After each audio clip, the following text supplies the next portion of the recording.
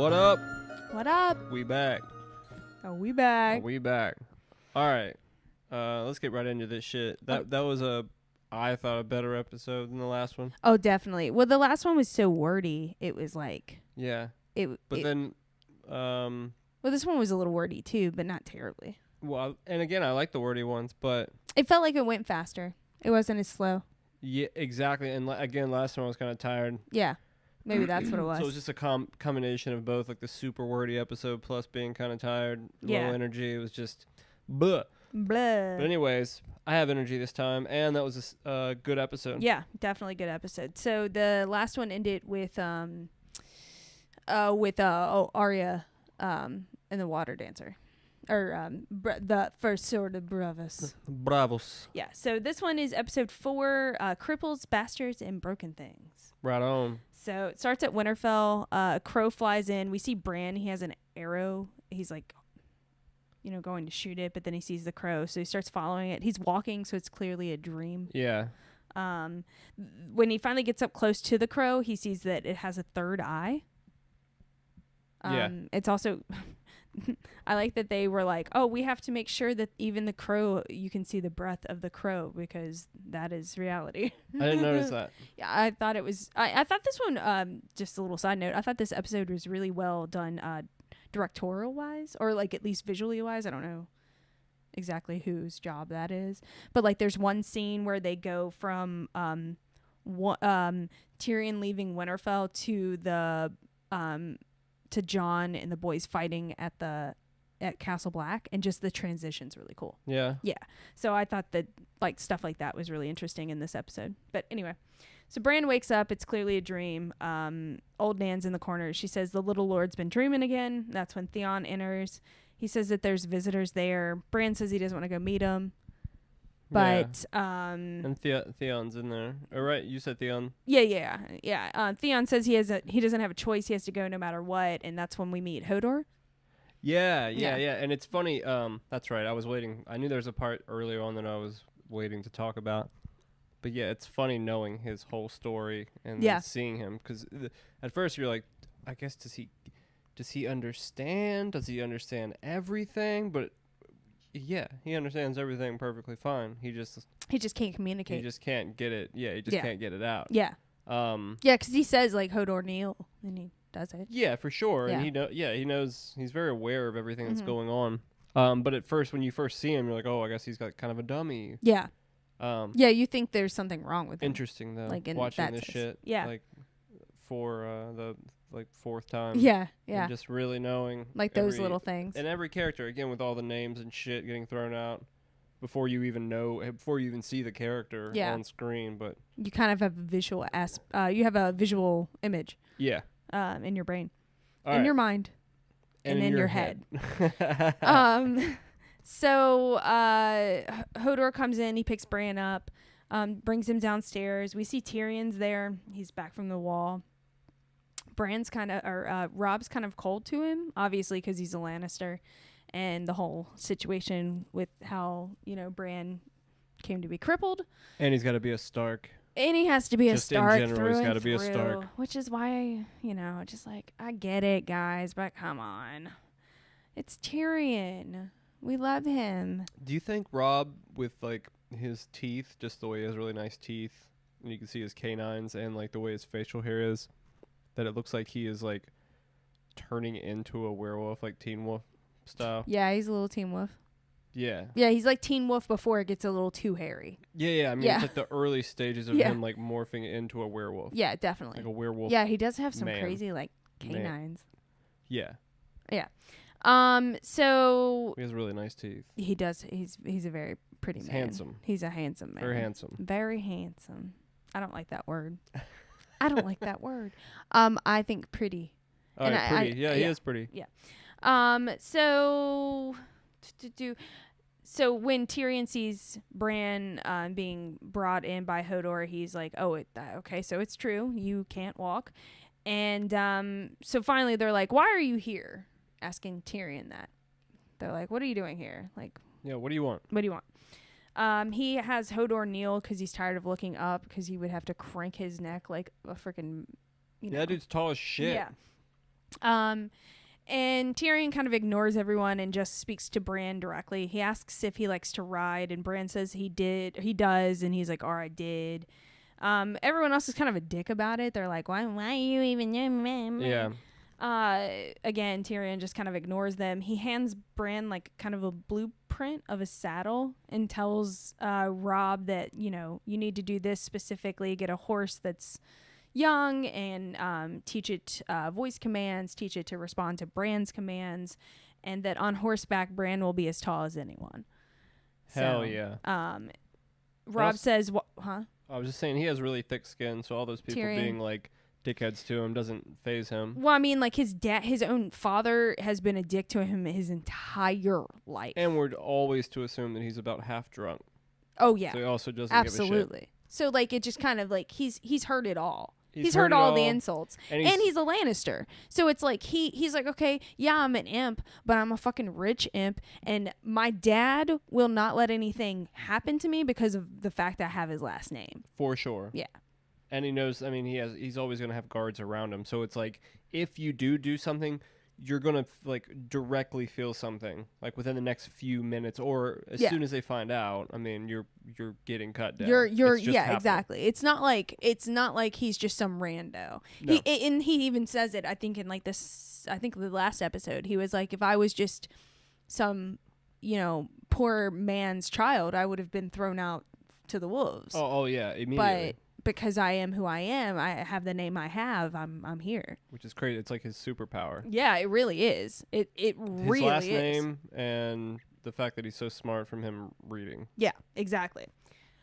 Which is why he reads so much. So they ask Tyrion, like, why do you care? And he said, I have a tender spot in my heart with cripples, bastards, and broken things. So clearly specifying what's going on. Also, crippleds, Bran, bastards, Jon, and broken thing. Well, I guess crippleds would be him. Broken things would be Bran. But anyway. And Bran's like, I'm not crippled. And he's like, oh, and I'm not a dwharf. Yeah. My dad's going to be so excited. Yeah. I always love his comebacks. Yeah. Robb, I put Robb says, he can, Santa can stay. Santa can stay. Robb says that he can stay, but Tyrion's like, yeah, I don't need your false, like, fake bullshit. You've done something cool for my little brother, so, like, it's like, I think it's cool if you stay now. Yeah. And I think he says, like, don't spare me your fake courtesies. Yeah. He's like, there's a town right outside of the there's hoes right outside of town, right? Hoes, cool, yeah. I'll find a bed. Yeah. So is Tyrion's leaving, Theon's like, oh, go see Rosalind at the whorehouse. And Tyrion kind of ignores him a little bit about that. And he's like, so what happened here? Where's Lady Stark? He clearly knows that she's not there. For sure. I mean, why else? Why would she not she's greet sick. him? Yeah, which, no. Yeah. She's completely ghost because she's locked up in her room. Yeah. Tyrion kind of taunts Theon about being, like a captive, basically. Yeah. Yeah. He's like, giving him shit. Yeah, he's like, talking about Theon's father's rebellion, and Theon was like, we were outnumbered, and as soon as he says we were outnumbered, then Theon's like, well, then it was a stupid rebellion, and your father must have thought that as your brothers were dying, which is a pretty tough burn. 10 to 1. Excuse me. 10 to 1. 10 to 1, and what? And so Theon's people they're used to fighting on ships. Yeah.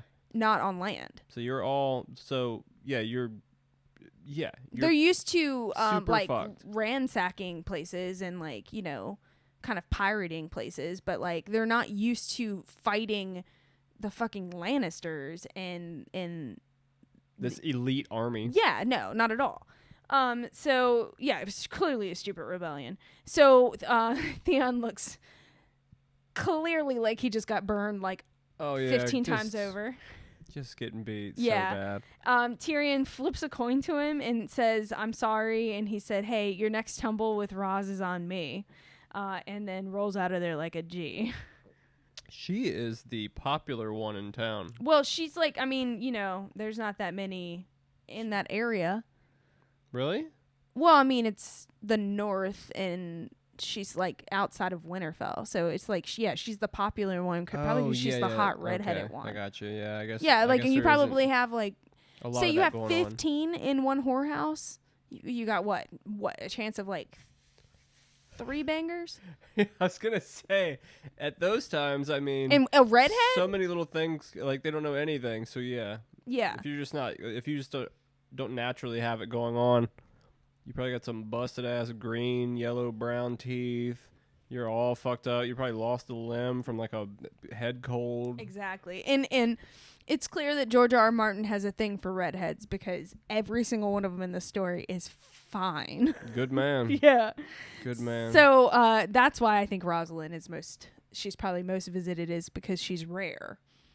That's all George R. R. Martin's Germ. little Germ. Is that Germ. what you call him? That's what the fandom calls him. Not germ or germ. Germ. George R. R. Martin. Germ. Oh, germ. Okay. Germ. I think I used that on Twitter the other day, and somebody was like, "I don't know what that means," and I was like, "Oh, sorry, guys." Fucking nerd alert. Anyway. Dorks. Okay. Yeah. So onward and upward from George R. R. Martin's kinks. Germ's kinks. So we go to Castle Black and that cool transition shot that I was talking about. I think it I of course missed it because I was taking notes, but I'm pretty sure it just goes over the wall and then you're like quote unquote in Castle Black, in Castle Grayskull. Right on. Yeah. So Samuel Tarly shows up as the guys are like out in the yard fighting. He kind of waddles over like the penguin. Who, Sam? Yeah, like as soon as he shows up, he's waddling like Danny DeVito does. Like Danny DeVito. Yeah. Yeah. And John's like, turns around and gives a look like he just saw some dude he went to high school with at the supermarket. Like, son of a fucking bitch. Yeah. What? I don't want to have this right now. Like, come on. Come on over by the fire. That would be just great for me. Yeah. So, well, that's a little later. Oh, that's later. This is in the yard. Oh, shit. This I'm is tripping. when he first appears. You're just a little ahead of Well, at least I remember the Well, episode. that was the last thing we just saw. Kind of. Anyway. Okay, so this is when they're in the yard? When Sam first appears. They're out in the yard, like, practicing. Oh, I thought like, we just fighting. met Sam. Yeah. I am and tripping. And so Thorne's Sorry. like, we'll get in there, and they're like, he's like, attack him, and immediately Starts getting his ass beat. Yeah, and he starts crying like a little baby, and like seconds later yields. Thorne says, hit him until he gets on his feet. And you can tell, like, while this is happening, like, John is not a fan. He's like, you're watching someone it get just doesn't like, their feel ass right. whipped. As we're watching, it doesn't feel Yeah, right. You're like, well, I don't think anyone feels great about it. No. So finally, John speaks up, and of course, Alistair's like, look, John's in love, because he's a just dick through and turbo through. dick. God, I can't wait till dick. he chokes. Anyway, Alistair makes Pip, Grin, and the rapist, who I always forget his name because I just call him the rapist. He makes him fight John, who's standing in front of Sam, and he clearly nobody wants to do this. I mean, Grin and Pip are friends with John at this point, and they all know he can whip their asses. For sure. So it's like, he's like, do you really want to do this? He's like, no. Nope. No, I don't. But he's telling me to do it. Yeah. I don't want him to make me like run fucking laps around this bitch or something. Yeah, exactly. I mean, imagine running laps and all that. Well, I mean, who knows what goes on if you like disobey him enough times. Oh, I assume he just beats you. Yeah. Yeah. So they kind of, I mean, they go at it, but clearly John like lightens up a little bit, but he does defend himself completely. And finally they yield.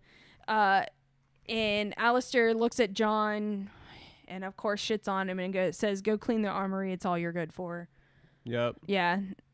He's jelly of him too because he's young and he's handsome. He's got beautiful pouty lips. Yeah. He's like, God, he knows he's good. Yeah. He knows he's like the best dude he has there. Absolutely. Instead of just being like, damn, you're well, okay, why don't you help me like train these guys? You clearly have training, so like let's like whip all these fucking dudes into shape, and that would be like way more beneficial. Well, that's why. That would be way more beneficial, but then that would be like he's like this taking his ego away. He's like this sinister like or the cynical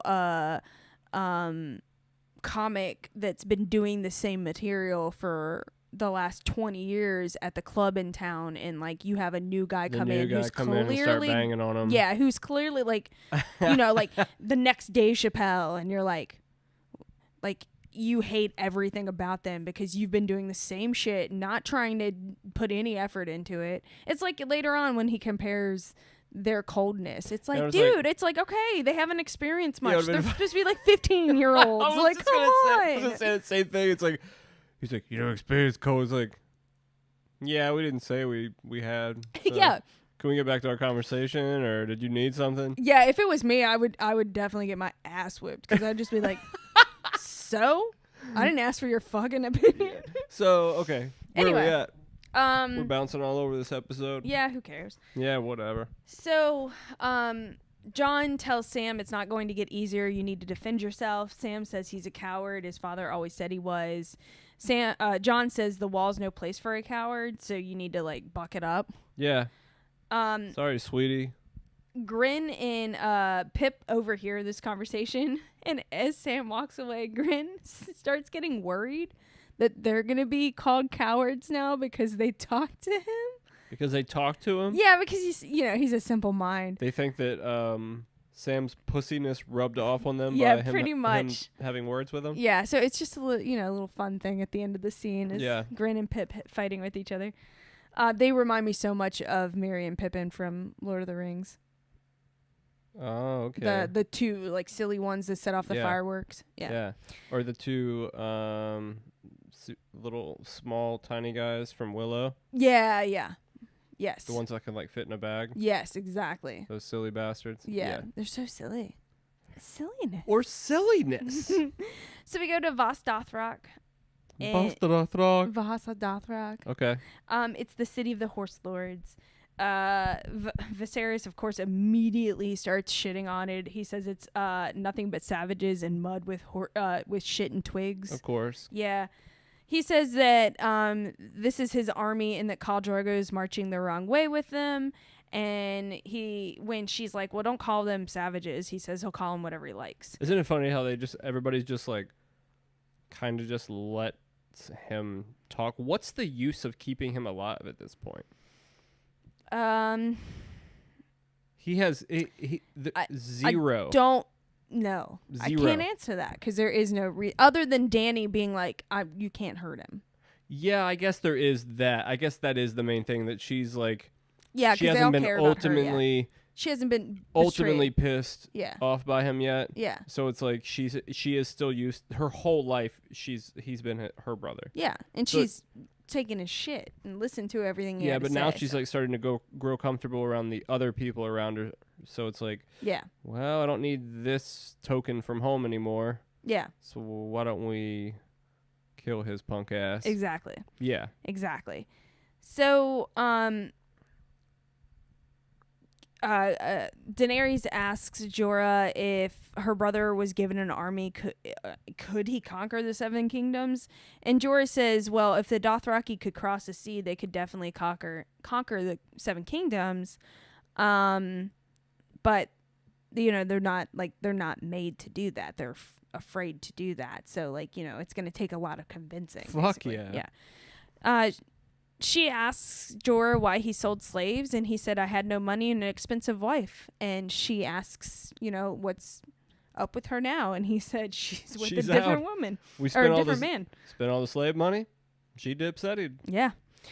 So we cut to Viserys. He's in the bath with the pleasure house girl. I don't remember if she's ever named. She's the one that... Cute chick that rides Daenerys. Yeah. She talks about how he has dragon blood in his veins, and she asks what happened to the dragons. She said that I heard all the brave men killed them all. He says that the brave men didn't kill them, they rode them. And he says they rode them from Valyria to build the greatest power the world has ever seen. And then he talks about the Iron Throne, how it's made of the swords of all the enemies of the Targaryens melted together. It's like hundreds of thousands of swords. Yeah. Which is not what we see. I think he said 1,000. All right, well, that's still not what we see. 1,000 or thousands. Maybe, well, in whatever. the book, it's hundreds of thousands. Oh, yeah, the book. Which I'll say. Oh, if you Google the book one. It's insane. So impressive.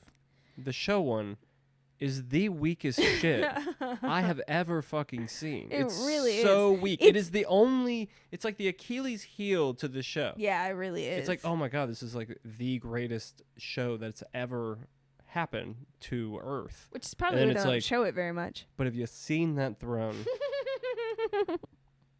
It really is a fucking bummer. There can't be 1,000 swords on that. It's garbage, dude. Yeah, it's terrible. Put it at least on a platform or something. Come on. It's like some kid's fucking dad made it in his garage, right before they started filming. Yeah, the mobile one that they like take around to events looks better than that shit. It's butt. Yeah, it's bad. And I get that it's like they needed like one that was like easy to shoot with, because you can't have a dude 50 fucking feet in the air and then have other people down at the bottom and him talking to him. No, it'd be silly so like all it makes out. Sense, but like I still think they Make it could have a made little the better. back of it taller. The Yeah. person can still be down at eye level. Yeah. It's so unimpressive. Yeah. It's unbelievable. You're right. They could have just made a crazy ass back to it. Fuck yeah. Yeah. It's a big ass ceiling in there. It's a big cathedral ceiling. And if you're supposed to have all of these dragon skulls that lead up to it, they get bigger and bigger and bigger, which we'll get to in 5 seconds. Well, the dragon wouldn't have to be very fucking big to be dwarfing. That's what I'm this saying. Like, throne. how unimpressive would it be to be like, oh, dragon head, a dragon head, a dragon head. What's that? Oh, is that your... Oh, that's the throne. Oh, that's... I thought that was a lazy boy. You mean a chair? Yeah, like that's basically what it is. You mean chair. Chair. Yeah, exactly. All right, where are we at? So they talk about, she says that she likes dragons because they can fly and they can kill anyone or anything. She pours wax on Viserys. He says, ow. Yeah. Oh, and you know what? I've missed this every time to where she's already gotten in that hot ass bath and was cold ass chilling. And then he's like, oh, and it's like, oh, you're a bitch ass. You don't have it. Yeah, you can't handle that heat. You don't have that dragon shining. Hell no. You don't have it. She says that seeing a dragon would make her happy, make her very happy. She talks about how she's seen real dragon glass and a dagger and a man who could change his face the way he changes clothes. Oh yeah, she keeps saying all these things that we're eventually going to see. Mm-hmm. And she asks Viserys if he's ever seen a dragon, and he kind of scoffs at her and says that the last one died many years before he was born. But he talks about the skulls decorating the great hall of the Iron Throne, the room. He said that the ones closest to the door were no bigger than dog skulls, but as you got closer to the Iron Throne, they got bigger and bigger and bigger, and that's as he's putting his penis in the girl, clearly. Yep. She's sliding. Yeah, and he at the end he talks about Valeria the Dread, the one that took the 7 kingdoms. Yeah, the fatty. The main drag. Big Papa. Yeah. She asks what happens to the skulls, and he kind of gets irritated with this question. Well, he's getting irritated about all the dragon talk when he's trying to bury his beak. Yeah.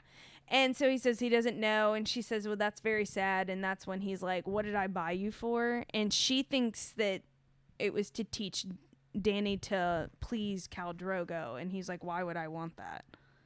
And so then he's like, well, finish it anyway. And they have the most awkward sex most ever. Awkward shit. Luckily, It's cut off quick. Yeah, luckily we don't have to watch it. So we go back. We're in the we see the really unimpressive Iron Throne. Sansa is walking up to it with the Septon. She's being told that she'll sit up there one day and present her children to the world. Sansa's worried about having all girls. She wants to know what will happen. Metaphorically, what would happen if I had 5 girls? Yeah.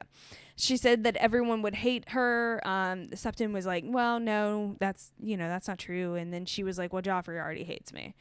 And then she says, oh, this is where my grandfather and uncle were killed, right? By the Mad King. Right here. Right about here. Right about here. She wants to know how they're killed or how they were killed. And the Septon's like, well, you should speak to your father about that. And she's like, I don't want to ever talk to him. Not interested. So we cut to, she walks away. We cut to Ned and crew. They're hearing some of the issues, being presented before the small council. The tournament is causing a bunch of issues with crime. There's a lot of people coming into town for the tournament. Yeah. So there's a shitload more people in town. They're from different areas. So they're probably like, fuck you, no fuck you. Yeah, exactly. Ned says this seems kind of more of a hassle than it's worth, and Yeah, you're losing money and people are starting shit. yeah, and they say, well, actually the realm profits from this type of event. Everyone keeps talking about like the stuff that comes in to all of the different places that everyone's got their little hands in, like the whorehouses and stuff. Yeah. So he's like, all right, well, whatever, here's some men. I'll help you out until everyone's out of town. So they all leave except for Maester Pycelle, and he's walking away, and Ned's like, hey, I've been meaning to ask you about Lord Aaron. And Maester Pycelle's like, well, it just struck him hard, very hard and very fast. To which I say, that's what she said. Obviously. Yes. Maester Pycelle said that he saw John Aaron the night before he died, that John had come to him for advice and asked for a book. Ned asked what the book was. The Maester's like, it doesn't really matter. It's a very boring read. But Ned's like, nah, I want to read it. Like, what is it? So he says it's a book. It's basically a book of the highborn of the Seven Kingdoms and their descriptions. Like physicality or physical descriptions. Sounds interesting. Yeah. Sounds like a bore. He asks if John Aaron ever said anything about the book or, anything significant maybe. And Maester kind of says no, he didn't. He was just kind of ranting and raving. He was like, well, he did start repeating one thing, which was the seed is strong. And Ned's like, what do you... My seed is strong.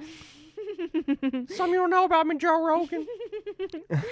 Ned replies and says that, or Ned's like, what do you think that means? And Maester Pycelle's just kind of like, well, a dying mind is a demented mind.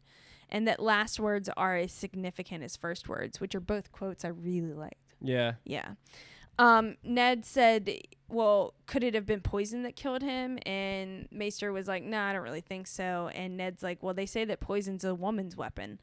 And Maester Aemon came back and says, well, it's also a weapon of cravens and eunuchs. And then he's like, you know who's a eunuch, right? Hint, hint, hint, hint. Like, let me hit you over the head with the fact that I'm going to put this on Lord Varys. Yeah. Yeah. So we cut to Arya. She's balancing on one leg on the stairs. We see Ned walk up, and she tells him that a water dancer is supposed to be able to stand on one toe for hours. He says that a fall from that height would be pretty painful, and she says every fall is a lesson, and every lesson makes you better. Clearly drinking the Kool-Aid. For sure. Yeah. She's at prime age for that. Yeah, exactly. She says that she's also going to start chasing and studying cats to become light and quick. And she asks if Bran's going to come live with them now that he's awake. She said that he wanted to be a knight in the King's Guard, but there's no way he can do that, right? And Ned confirms, you're right. He's going to, possibly be a lord of a, he says that is for shizzle. Yeah. And he tells her, he's like, well, you're going to marry a great lord and have many children. And she's like, no, thank you. Yeah, she's like, that's not me. Do you even know me? Did you not just see my sword? Yeah. Are you fucking crazy? Mm-hmm. So she pops back up and she's like, let me stand on one toe for you. Let me get back to my shit. Yeah. So we cut to the wall. John's keeping watch. This is what you were trying to talk about earlier. Yeah. Sam shows up. He's like, oh, I'm your new partner. Son of a bitch. What does this fat dude want? Yeah. I knew I shouldn't have saved his ass. So Sam walks up. He says, he's like, oh, I'm your new watch partner. And then he's like, sorry, I don't see you very well. And it's like, oh my God, do you do anything well? You can't do anything. He's smart, but no one gives a shit about that there, because what is there to do? Yeah, exactly. Build fires, don't die. So John has to basically yell at him to come stand by the fire. He finally walks over. It's clear that he doesn't like heights. And he says, yeah, I don't really like high places. And John's like, all right, well, you can't fight. You can't see. You're afraid of heights. You're clearly probably afraid of everything else. Why the fuck are you here? Yeah. So Sam says that on his 18th name day, his father said he was old enough to take his, inheritance, basically, but that Sam wasn't worthy of his name or title. It's funny that in GOT world, even 18 is the number. Yeah, seriously. It's official. It's official. Get the fuck out of the house. Bye. He tells Sam that he must take the black or dishonor his rights, or else they'll go on a hunt. And that his horse will just go buck wild, yeah. and like he'll end up bucking him off, and he'll hit his fucking head on a tree or something, and they'll be like, well, that shit happens, I guess. Yeah, but he said that's what I'll tell your mother, but there's, he basically said there's no greater pleasure than killing you. Yeah, you either dip, so I don't owe you any of this shit, or I'm going to murder you, so I don't owe you any of this shit. Yeah. So clearly that's why Sam is where he is at the Night's Watch. And John's like, well, you're going to have to fight. And they basically end it by saying, well, yeah, that sucks, but it can't get any worse. Like, it can't be any worse than, being given an ultimatum by your father. Yeah. No shit. So just, we'll deal with it. And it's clear that John's going to teach him some stuff. So obviously, I mean, yeah, he's a sweetie. Yeah, he is. Those lips. Those goddamn lips. Actually, don't ever look at his lips. I think he has really pretty eyes. So. Well, yeah. And he has pretty eyes. So it's like, obviously, but those pouty lips. So we cut to Ned and Littlefinger. We cut to Ned and Littlefinger. Littlefinger walks up and says, I hear you're reading an interesting book. So, like, Ned, come on. Everyone knows your shit. So, yeah. Make smart decisions from here on out, which you don't do. So Littlefinger is telling Ned, basically, everyone, he's like, oh, you see that person? Spy. You see that person? Spy. See that person? That's my spy. That part's really funny, too, because it reminds me of, like, being from around here where we live, and then, like, going to New York City or some big-ass city like that, and you're like, what? Yeah. Huh? Yeah. It's like, yeah, welcome to the big city. Like, people are crazy. Yeah, you don't realize what's going. It's not back home. You can't just be like, people aren't just what they are. They don't wear who they are on their sleeve. Yeah. It's like, yep, that's a spy. That lady over there knitting is a spy. Yeah. Like, everybody's fucking looking at you, bro. Yeah, exactly. You're not in the North. It also reminds me, is it John Wick 2? Yo, at the end? Mm-hmm. Yeah. That's a cool scene. Yeah. Yes. Very good. Very good movie. Yeah. Both good movies. Well, I was saying that was just a good, yeah. But that's a good scene. Yeah, where they're all super good scene. It's just one of those, I like when they reveal little things like that. Yeah. Everybody's kind of got an eye on you right now. Yeah. So, case in point, everyone's got an eye on Ned. He's clearly up to something. So, Littlefinger says, is there anyone in your service who you can trust completely? Ned says yes. Littlefinger's like, well, no would have been the right answer. Yeah, you mean no. Yeah. So he tells Ned, he's like, hey, go visit this certain armory. It'll help you with the John Aaron search. And Ned's like, well, I think I was wrong about you. I was wrong to distrust you. And Littlefinger walks away basically saying, distrusting me was the wisest thing you've ever done. Yeah, that's the mostest, rightest thing you've done. He said, distrusting me was the wisest thing you've done since getting off your horse. Yep. Yeah. So we cut to the tournament area. They're setting everything up. We see Sir Hugh, who is he was the former squire of John Aaron before John Aaron's death. He was knighted almost immediately after the death. Wonder why? It's like, can we knight him and then murder him? Yeah. Well, the murder is probably connected to the fact that Ned wants to talk to him. But he was knighted probably because he's the one that served John Aaron the poison. Oh. Yeah. That would be my assumption as to why he was knighted. Keep your mouth shut. I was thinking something different. I was thinking he was really close to him, and maybe he knows something, and they're like, oh, we kind of need to murder him in an accident way. I would have assumed they would have done that before. It would be easier to just go in his room and murder him rather than have this whole tournament. Yeah. So that was a dumb thought. So we'll go with your thought, which is the correct one. Oh, I'm not saying it's correct. That's just process of elimination in my mind. It's definitely what's going on. So yeah. So we see Sir Hugh, who's clearly, your clock is ticking, bro. Ned sends his man to him. He says, "Hey, we Ned wants to talk to you." He's like, "I'm a knight, so no, I ain't got time for this shit." So Ned's like, "Okay." So he goes and visits the armory. He talks to the blacksmith that like is the owner, and he's like, what did John Aaron come here for? And he says he always came to see the boy. And he like steps aside, and you see this, I guess 18-year-old-ish, like late teen, early 20-year, guy in the back who's of course Gendry, and Ned says the guy says he's strong for his age, and he's hard. He works hard. And he says, "Show Ned the helmet you made." Ned says it's fine work. Gendry is immediately like, "It's not for sale." And it's like, well, I didn't ask that. I just said it was nice, you asshole. Oh, I thought that he said... Oh, okay. He did say it's not for sale. Yeah. And then he was like, "This is the hand of the king. Yeah. Everything's for fucking sale." He's like, "Nope." Yeah. Nopers. Yeah. So Ned asks Gendry, he's like, "Hey, what did John Aaron talk to you about when he came by?" And he said, well, he just asked questions about work at first, if he was being treated well. And then he said he asked questions about his mother, who she was, what she looked like. Gendry says that she died when he was little, and that she had yellow hair and used to sing to him. And Ned, he's like kind of looking down the whole time, and then Ned's like, "Look at me." And when he finally looks him in the eye, that's when he's like, "Oh, you are Robert's son."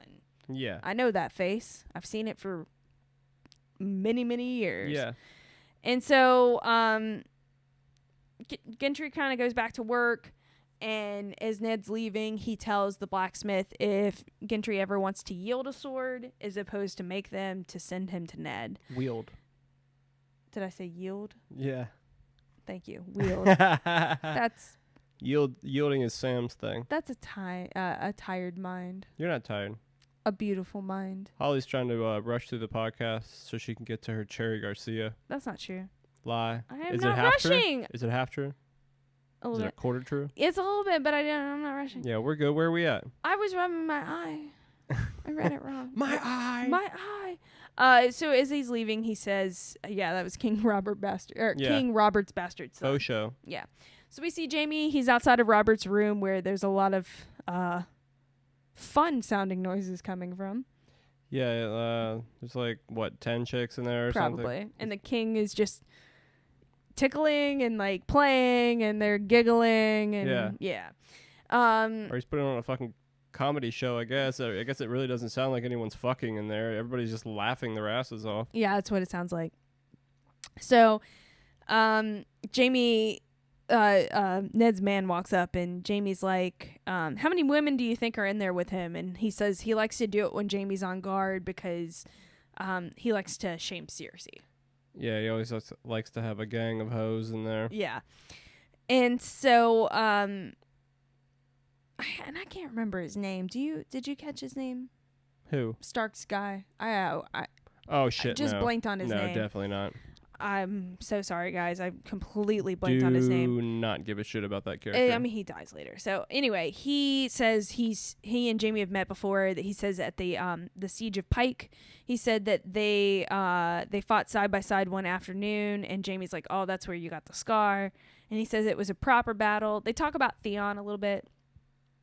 The Winterfell guy says that. Yeah, go ahead. Sorry. Oh. You were about to say it. Oh, he says he's a good lad. And he says, "I doubt it." Yeah. That's awesome. Jaime knows what's up. Yeah.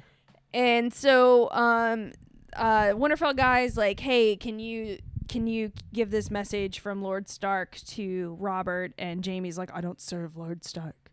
Yeah, in a real bitch ass way. Yeah. It's like, okay. Yeah, cripes. exactly.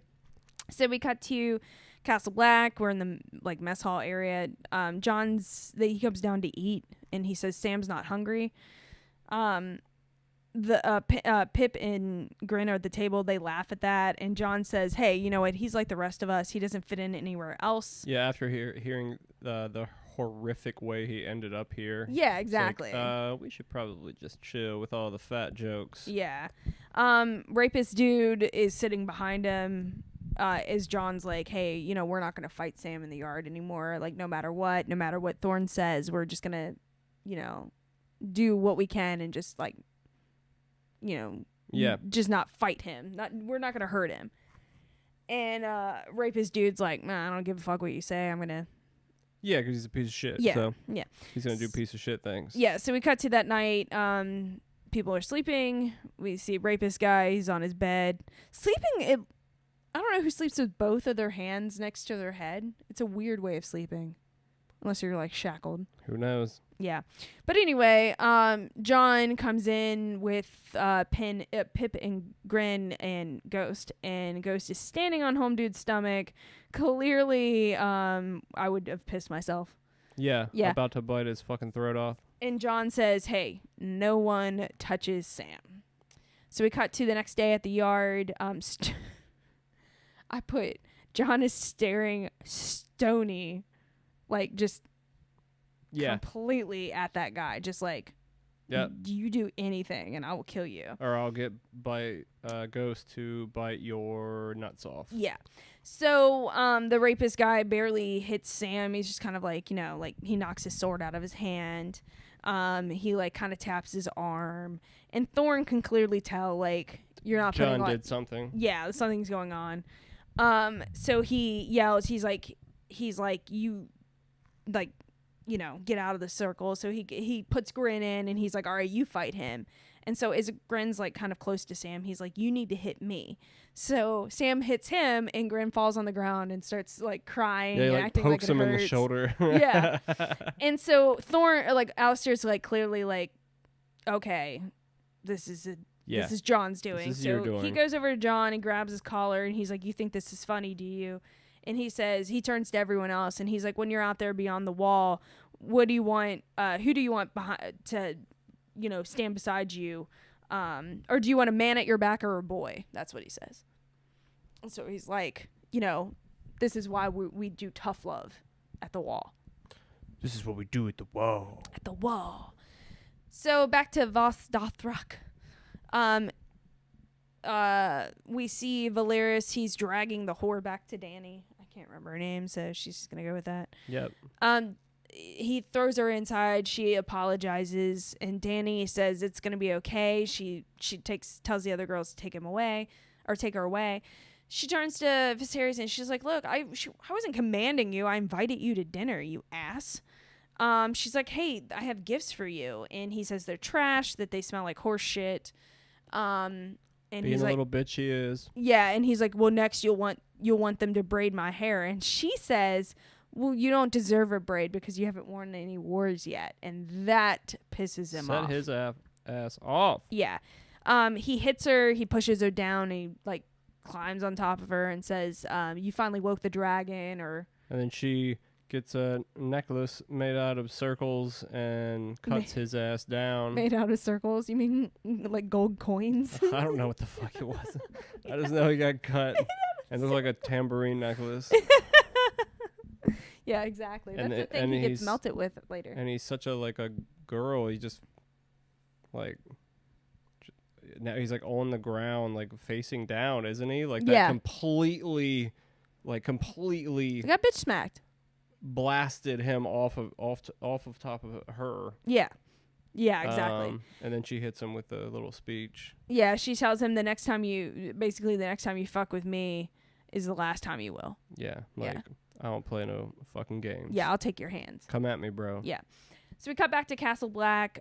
John and Sam's pretty much talking.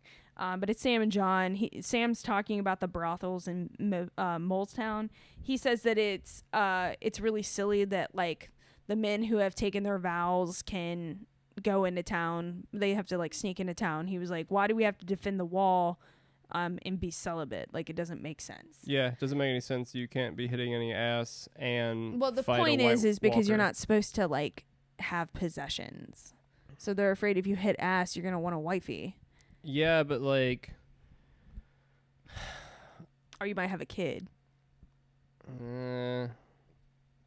It's a rule that makes sense because you're supposed to serve the realm. Well, hang on. Let me rephrase this. Let me rephrase this. Should send It's a rule that makes sense because you're not allowed to have, you don't have any titles, you don't have any rights. So having a kid, by the technical status quo, you have nothing to pass down to the child. So you're basically like, you're screwing this child from the beginning. So it makes sense why they're like, well, as men of the Night's Watch, we're here to serve the realm, so you're not supposed to further your lineage. But there's no reason if you're here for the realm that you can't get your you're protecting the realm or put it in something. Like, that doesn't make any sense. This makes zero sense. Yeah.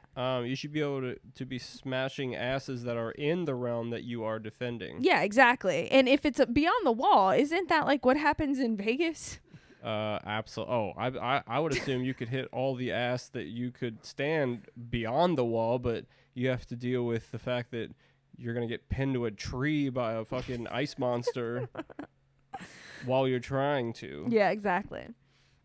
So, John says he's not really worried about it. Sam says he's never been with a girl and that John's probably had hundreds. John's like, actually, no, I have had the same as you, which is none. He said that he had a chance once. He said he was alone in a room with a naked girl. And Sam was like, what was the problem? Did you not know where to put it?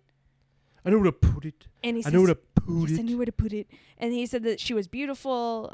She had red hair. She was Rosalind, of course, again. He said that so Sam's like, so what was wrong? And John said, well, what's my last name? And he was like, what's my name? What's my motherfucking name? He was like, he was like, I didn't want to make love to her because I'm a bastard from the north. And I'm a bastard. I never knew my mother. He said he never knew his mother. I never knew my mother. He said his father never told him her name, that he knows nothing about her, and that as Rosalind was taking off her clothes, that's all he could basically think about is what happened if she got pregnant and had a child and there was just another bastard named Snow. And there was just another beautiful, thick-haired, beautiful-eyed, puffy-lipped bastard running around. He's a pretty beautiful baby. It would just be horrible. Yeah, it's true. That's why he has to be a little shorter, because, Yeah, you can't win them all. Yeah, you gotta have like some kind of Achilles. Yeah, exactly. So he says that's not a good life for a child, and Sam says, he looks at him and he says, so you didn't know where to put it, which I took as an anal joke. Because Sam's like, put it in her ass then, if you're worried about her getting pregnant. Because Sam knows. Sam knows. He reads books. Yeah. Yeah. He's clearly read this in a giant book with like 3 locks that you have to know the combination to open. Did you see that fucking book that he opened earlier? It's so Ned? stupid. It was like...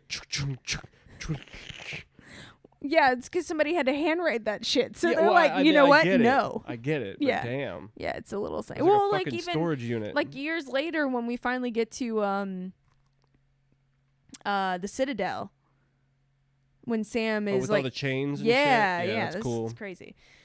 That's jumping way far Oh ahead. yeah, where are we at? Just talking about how Sam was making anal jokes. Are we almost done? Close-ish, yeah. I was just gonna. Should I get another beer right now? I don't know if there is anymore. No. Are you on 3 or 2? I had 2. We're almost there's done. another one. We're almost done. I'm gonna grab it anyway. Keep going. Okay, so John is like, clearly uncomfortable by this anal joke, and so he kind of fights with Sam a little bit jokingly, and then Thorne walks in, and he's of course a jerk, and he was like, "Ooh, anal, huh? You don't know shit about being cold." Yeah. He's like, again, dude. We don't fucking care. Exactly. Where'd you come from? Who are you? Who are you? He was like, do you even remember the last winter? And he says, what was it, 10 years ago? John says he remembers it, and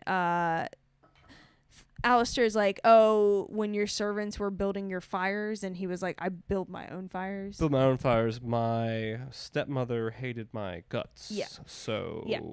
So Thorne said, well, while you were building your fires, I spent 6 months beyond the wall. Of course, Gotta play top that. Exactly. It's like, oh, well, you're getting your fires built. Oh, actually, I built my own fires.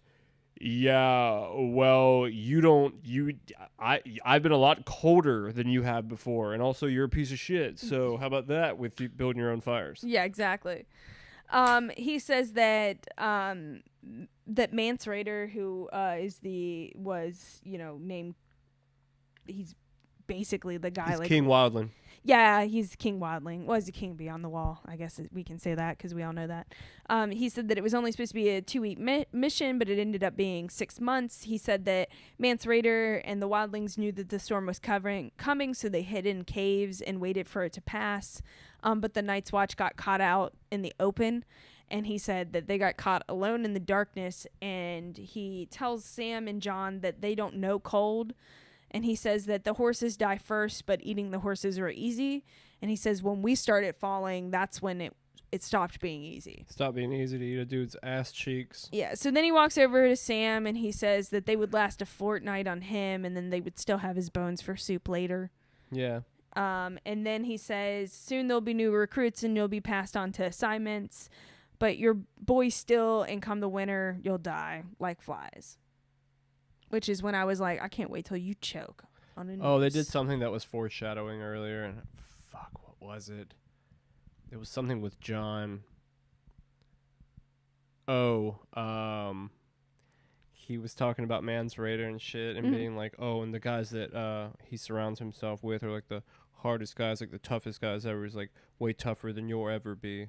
And he ends up fucking like running all those dudes eventually. So it's like, I feel like that was a little like nod. Yeah, like, oh, you're always going to be a little bitch. And also these specific dudes, you'll never be as badass as them. And then he ends up running the fucking gang, baby. Yeah. I really like all the foreshadowing around John. Because it's like a lot of people are like, oh, he's so annoying. And it's like, okay, well, again, remember he's supposed to be like, he's a child, even though John he doesn't look like a man. Yeah, some people get annoyed with him because he brutes so much, and he's like always so like, oh, winter's coming and like the doomsday. But it's like, be like my dad. But that's his character. It's not that he's Stark like. It's that, I mean, he is, but then he loses Stark, and he truly becomes more than a Stark. Or more than... He becomes his own man. He becomes Jon Snow. But he loses the boy and becomes the man, and it's like, you're Lord Snow. You're Lord Command. He takes that on. He was always groomed. They even say it, I can't remember who they're talking about, but they're like, they're talking about Ned. That Brandon was groomed for leadership, and that Ned was groomed to follow. And it's like clear that John has been groomed to lead. Yeah. Which is interesting because he's a bastard, so he's not supposed to. When he also obviously just has it in him. It's natural. Yeah. So it's like clear. I mean, it's like clear. It's like, I mean, to me, it's crystal clear that like, okay, the R plus L equals J is like clear that he's like meant to be the person. All right, where are we at now that we're just having a general GOT conversation? I'm sorry. So we cut to Dany. She says that she hit the dragon. She's like really worried about it. And oh my god, I hit the dragon. Jorah's like, Rhaegon was the last dragon. Viserys is less than nothing. Dany said that she doesn't want to see him sitting the throne, but that he says that everyone's clamoring and praying for his return. Jorah says that's not true. That's super untrue. Let me pump the brakes on that shit right now. No one is talking about him. She asks what he prays for, and he says home. She says she does too, and that Viserys will never take back the 7 kingdoms. And she's like, he couldn't lead an army, even my husband gave him one. Boom. So we got to the tournament, kind of just glancing around. Robert clearly drinking. Sansa, she looks at Joffrey. He looks away. Littlefinger walks up and asks Sansa if she's having a lover's quarrel.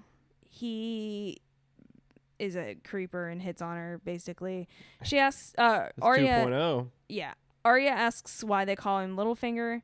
He says, well, I was small and from a place called the Fingers, so it's just a very clever name. We cut back to Robert. He's drunk. He can barely like start the competition. So he's just like, get this on before I have to piss myself. or before I piss myself. So we see the mountain ride up, and he's going up against Sir Hugh, who is, again, John Aaron's squire.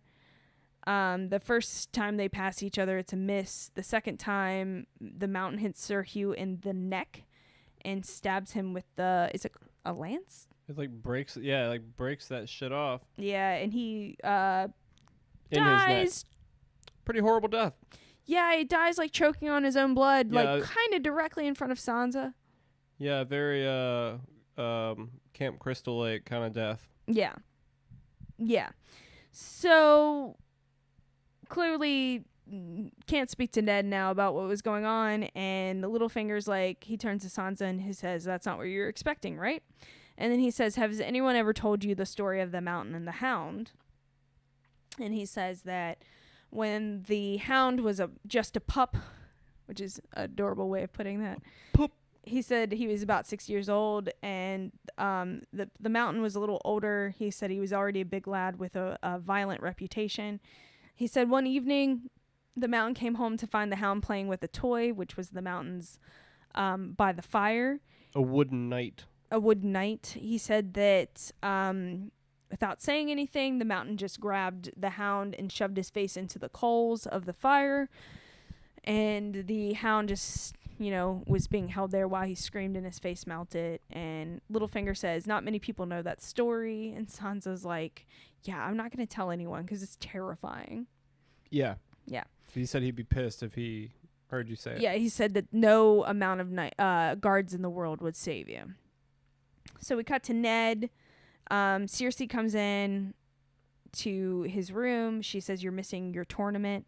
He says, "Just because my name's on it doesn't mean it's my tournament." She says that, "I'm hoping we can put what happened on the King's Road behind us, that killing the direwolf was a little extreme." And she asks about Sansa.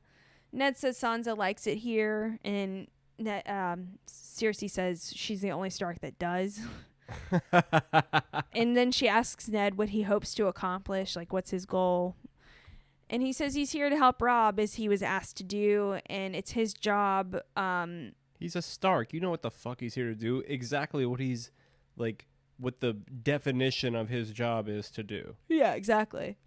So she says, "Yeah, you'll take your orders as a soldier and carry on." And then she makes that comment about how his older brother was trained to lead, but that Ned was trained to follow. And Ned said, "Well, I was also trained to kill my enemies." And she said, "I was as well."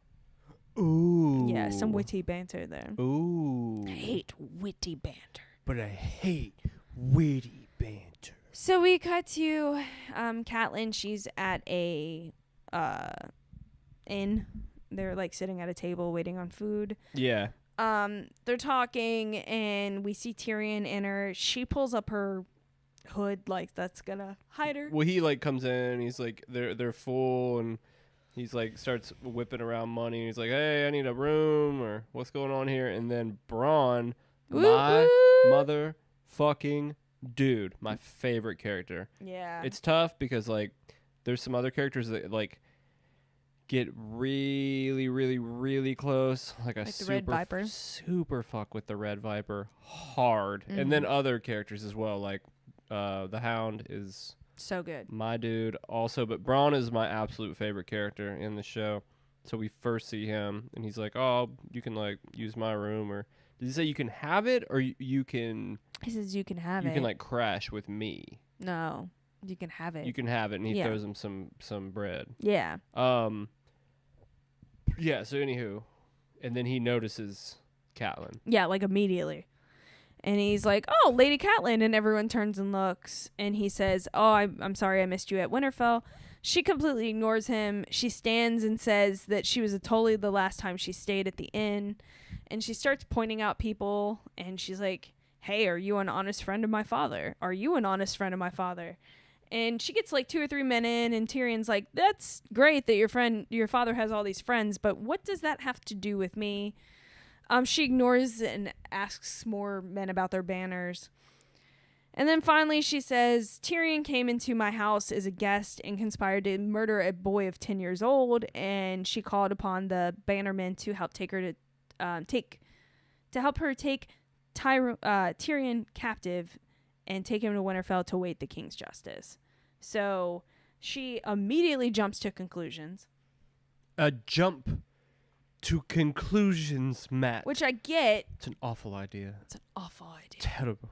Which I get she does because she that she's been told that the dagger is his, but it's like, do maybe a little more research, maybe ask a question. For sure. That's definitely just like I heard one person say this, I'm going to go with it. It's like someone online nowadays. Yeah. It's crazy how somebody from like, you know, a medieval time can act like someone from 2018.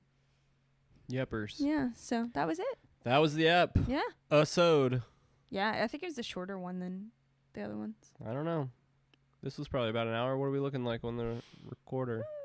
Right at an hour. Right about an hour? An hour and 1 minute. Well, there you are, folks. Yeah. Another one down. Another one bites the dust. Boom, boom. Hopefully you are watching these and then listening to these like we're hoping people do. I would. I would too. If I wasn't doing it. For sure. Yeah. Even if I listened to a couple just as a podcast and was like, oh, actually, I think I'm going to start rewatching this as well. Yeah, because, I mean, now's the time to do it. Absolutely. I mean, it's like, I mean, the thing is this is the end. So it's like, this is the end. My only friend, the end. Yeah, I mean, like this is what it's all about is being entertained and having fun with the show and having good content that doesn't need to be PC or driven by some other bullshit. It's just like it is what it is. This is just a TV show, a big budget TV show based on a book that has like an incredible fucking story that's so layered and so dense and like it's the shit. I've read a lot of books in my life, and this series of books is one of the most intricate. It's one of the ones that like I care about so many characters, and not just because there's 20 million main characters. It's like it's such an interesting story. But who gives a shit how many characters there are if you're interested in every single fucking one? Normally it's like, oh god, all these characters I don't give a shit about, like in a piece of shit movie. But it's like on GOT you could have 30 characters and you fucking like all of them. Yeah, except for Ollie. Fuck that guy. Ollie can eat a dick. Yeah, fuck that kid. I don't even want to see that kid's stupid fucking face. Why is he even there as a kid? Because his parents are killed by the wildlings. Ah, that's right, and that's why he's all pissed off because he helps the wildlings. That's right. We'll get to that. Sweet little face. Okay, out. Let's eat some ice cream. Let's wrap this bitch up. Yeah. I'm gonna go round 2. That's I already had some. Round two with the ice cream. All right, until the next one. Peace out. Peace out. Bye. Bye.